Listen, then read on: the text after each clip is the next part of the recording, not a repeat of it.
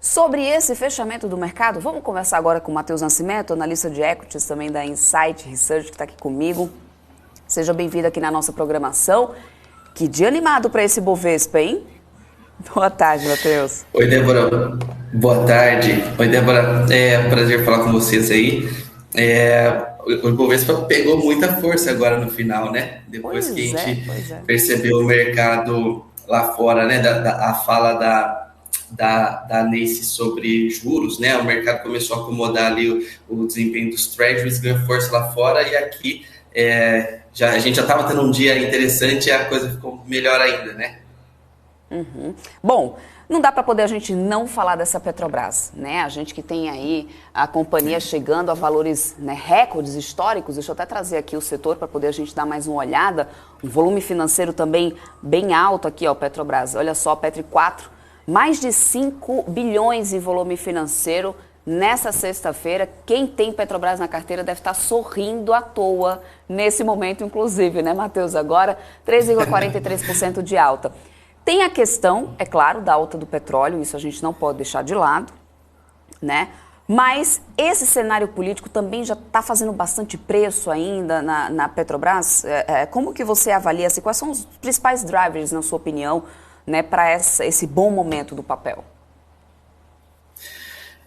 Acho que, assim, a perspectiva para Petro, acho que não só Petro, né? A Banco do Brasil também é um papel que está refletindo muito as expectativas eleitorais, né? O mercado tem uma tendência mais positiva para uma economia um pouco mais liberal e dada aí acho que a virada aí, segundo algumas pesquisas que eu dei uma olhada, o crescimento do Bolsonaro acabou ficando positivo e fazendo preço tanto em Banco do Brasil quanto em Petro, que inclusive bateu recorde, né, de cotação aí. Então, sendo bastante sincero, acredito que a Bolsa Brasileira ainda está bastante barata. Se a gente pegar, por exemplo, o preço sobre lucro, os múltiplos da própria Petro, como você mencionou também, cotação de petróleo, mas acho que o principal driver aí segue sendo no âmbito político, né, seguindo a dinâmica de um mercado um pouquinho mais do que a gente já está vendo. Acho que o mercado financeiro gosta muito disso, né, desse processo de continuidade. Então, estimo que a Petro ainda, embora tenha dado uma porrada hoje, ainda tenha bastante espaço para seguir, né? Uhum. É isso, estou até de olho aqui no setor dos bancões para poder mostrar aqui para o pessoal. Olha aqui, Banco do Brasil, Itube 4, como que a gente vê em Itaúsa, ou seja, o setor inteiro, né, aparecendo aqui bem no patamar positivo. A gente sabe que também tem temporada de balanço para poder acontecer, mas está aqui, olha só, Banco do Brasil hoje uma alta de 2,48%, papel a R$ 44,68. Ainda sobre Petrobras, deixa eu só tirar uma dúvida com você, porque eu sei que o pessoal no chat sempre gosta de saber sobre preço, enfim, considerando, claro, fundamentos da companhia, considerando que se trata, né, de um setor que é cíclico, não dá para poder a gente desconsiderar isso, e que também a companhia trata-se de um estatal, ou seja, acaba tendo ali, sofrendo às vezes alguma interferência, né, dos riscos, de algum ruído político. Então, você acredita que ainda tem espaço para mais crescimento nesse papel, ou ele agora começa a ficar esticado demais? Né? Ou seja, como que você vê essa questão? Porque bateu o recorde, isso é fato. Ótimo, beleza, mas e daqui para frente? É uma questão muito interessante e muito importante. O que a gente olha aqui, se a gente olhar fundamentos, né, os indicadores, múltiplos e por aí vai, a gente acredita que Petro tem upside ainda. Né? Acho que ali na casa dos seus R$ 43, R$ 44 seria ali um preço que não só a gente aqui na Insight enxerga, mas acho que li bastante coisa de que o mercado meio que está acomodando esse upside. Agora, preço importa. Né? Entrar comprando agora, por exemplo, depois de um dia de recorde, isso é bastante complicado. Então, assim, acredito que tem um upside, benéfico para quem, como você falou no começo, já estava posicionado. Então, é um dia feliz para quem já estava posicionado. Acho que vale muito a pena acompanhar, geralmente depois de dias com uma alta muito, muito forte, né, como está sendo hoje. O mercado tende a ter ali alguns dias, ou em algum momento, dar uma oportunidade de entrada, dar uma arrefecida. Então, embora tenha upside, preço importa. Então não dá para a gente sair dizendo que, é hora de comprar, é hora de comprar. Acho que o resumo aí de Petro seria isso: preço importa, embora ainda haja upside no ativo, se a gente considerar fundamentos. Perfeito. Bom, eu quero trazer também algumas outras notícias aqui que me chamaram a atenção nessa semana, falar um pouco sobre o C6, já que a gente falou sobre banco, vamos aqui nos bancos digitais. O C6, né, anunciou nessa semana que vai inaugurar, pelo menos nas próximas semanas, os primeiros 5 escritórios presenciais, ou seja, o banco digital, apoiado pelo JP Morgan, quer ampliar essa concorrência com grandes bancos do varejo no Brasil. Qual que é o objetivo da criação de unidade de atendimento presencial? Quais seriam as principais mudanças de fato, assim, e o impacto disso na economia? Porque uma coisa que a gente também não pode deixar de lado é que um dos grandes diferenciais desses bancos digitais é a questão da ausência ali das tarifas cobradas, aquela coisa mais engessada. E aí, quando você passa a ter uma estrutura física, ou seja, você também tem que ter o custo disso aí para poder ser mantido. Como que você está analisando essa novidade aí do C6? Bom, tendo uma instituição como o JP por trás, a gente entende que, embora seja um banco digital, acho que o core, né, na verdade, de todos esses bancos digitais, como você mencionou, a estrutura mais enxuta. Você tem ali uma busca por crescimento na carteira de clientes e acho que o principal ponto se dá na questão de ativação ou tornar esse cliente cada vez mais ali, que ele consuma cada vez mais o que essas plataformas têm a oferecer, seja em investimentos, seja em produtos de crédito, serviços e por aí vai. Então, assim, em resumo, eu diria que é uma medida positiva, né? Obviamente impacta em custos, o que para os bancos digitais é um problema, né? E acho que não só para o C6, mas com essa crescente ou com esse mercado muito aquecido, principalmente no varejo, é uma medida que pode sim ser muito positivo e trazer resultados. Então, embora se traga bastante custos, ou né, isso ainda precisa ser mensurado, colocado ali no valuation em si, mas acho que é uma medida muito mais para estar mais próximo do cliente. Acho que como mencionei, é uma tendência dos bancos, acho que a briga principal ser por isso.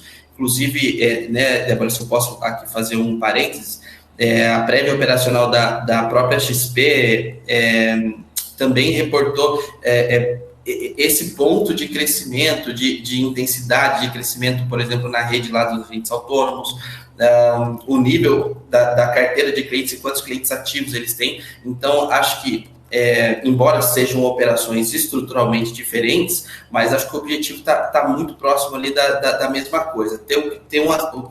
Acho que a palavra-chave seria ter proximidade com o cliente. Então,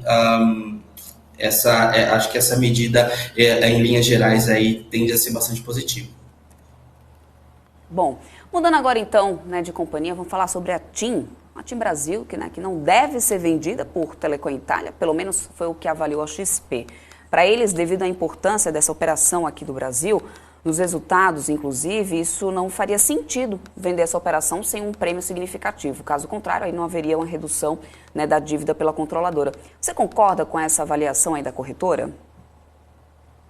Concordo. Eu entendo que o setor de telecomunicações como um todo, ele passa por um momento interessante, embora e com a chegada de novos players, né, ao mercado em si, com a questão dos leilões da Oi, acredito que a TIM em si, ela tenha, né, falando agora especificamente dela, ela ainda tenha espaço para seguir crescendo, né? Se a gente pega, por exemplo, ela e a Vivo, né, que são as duas que dominam o mercado de telecom aqui no país até o momento, a Vivo teria menos upside, enquanto a TIM ela é uma empresa que possui, de fato, ainda alguns drivers que podem acarretar bastante, destravar bastante valor à companhia. Principalmente nessa questão estrutural e o pace de crescimento da própria TIM ao longo dos últimos trimestres. Então, assim, sinceramente, acho que concordo com essa visão. Acho que a TIM Brasil não haveria motivos ali para a controladora vender ela. Uhum. Bom, antes da gente encerrar o nosso papo, Matheus, eu queria que então você que deixasse aí, né, suas considerações finais. Esse final de semana aí com o Ibovespa, né, mais animado, inclusive, o investidor já precificando bastante coisa, inclusive essa questão desse segundo turno. A gente tem o Ibovespa encerrando a semana com mais de 7%, cerca de 7% de alta aí acumulado. Então eu queria entender qual o recado que você deixa para os investidores diante dessa semana, né, e desse cenário que a gente tem eleitoral, que a gente sabe que isso também acaba afetando diretamente o mercado. Sim, eu entendo que é natural que o mercado ele siga apresentando um nível de volatilidade mais alto, acho que isso é comum.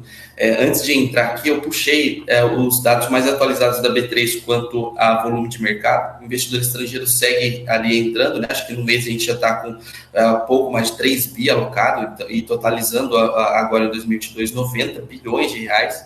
Então, isso indica que de fato o Brasil, né, ou a Bolsa Brasileira tem espaço, né, como eu mencionei ali em algum momento. Se a gente pegar, por exemplo, tanto o indicador que é mais comum de ser usado para base de comparação, o preço sobre lucro do Ibovespa segue bem abaixo das médias históricas, embora tenha assim, um peso muito grande quanto a Vale e Petro, mas a gente negocia ali próximo de 7 pontos alguma coisa vezes, enquanto a média está lá em 11, né, mais ou menos.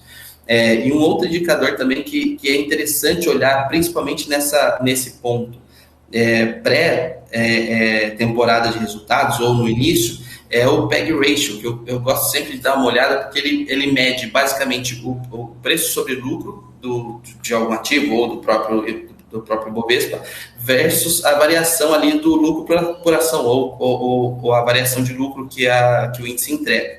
E o Ibovespa também segue, por esse indicador, também segue apresentando métricas interessantes de crescimento. Então, acho que vale a pena a gente ter na cabeça esse cenário de que antes da pandemia a gente tinha um preço sobre lucro em recordes, né? Infelizmente a gente teve que passar pela pandemia e tudo mais, mas em geral esse indicador veio lá embaixo. E hoje a gente ainda segue com companhias com um nível de qualidade muito maior, setores pujantes, como, por exemplo, o setor financeiro, que segue ali, né, o Ibovespa está fechando hoje com mais ou menos 7 pontos alguma coisa de alta, e o índice financeiro lá, o IFNC, segue também 7 pontos alguma coisa. Então, a gente entende que ainda, embora o mercado esteja ali próximo dos seus 120, 121 mil pontos, acho que o pano de fundo é bem diferente. Claro, como eu mencionei, preço importa, mas acho que vale a pena aproveitar essas janelas de oportunidade para se posicionar em bons ativos que tenham expectativa de reportar bons números aí ao longo desse ano e para os próximos trimestres aí que vão vir ainda. Perfeito, Matheus Nascimento, quero muito agradecer a tua participação aqui conosco, pelo teu recado, tuas análises aí desse fechamento do mercado. Espero contar com você mais vezes aqui no Top News. Até uma próxima. Até uma próxima, Débora. Um abraço para todo mundo.